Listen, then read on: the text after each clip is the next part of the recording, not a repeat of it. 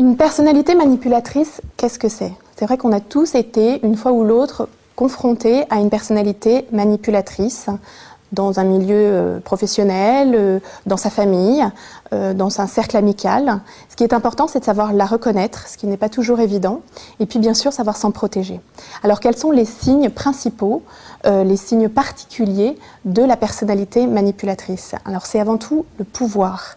La personnalité manipulatrice, c'est quelqu'un qui va en permanence se situer dans un rapport de force avec l'autre, qui ne sait pas comment rentrer en relation d'une autre façon. Et exercer un pouvoir sur l'autre, c'est quelque chose qui le rassure. Il a l'impression de maîtriser la situation. Donc le deuxième signe particulier qu'on peut reconnaître chez une personnalité manipulatrice, c'est la séduction.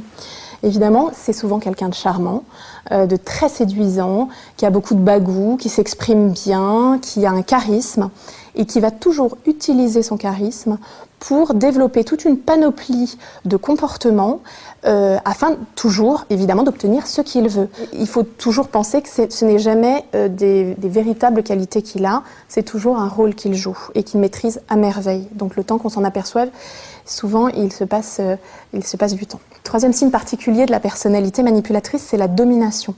Ça va ensemble, hein, c'est-à-dire c'est quelqu'un qui aime se sentir fort, qui veut surtout pas se considérer comme un faible, et pour lui se sentir fort, c'est dominer l'autre.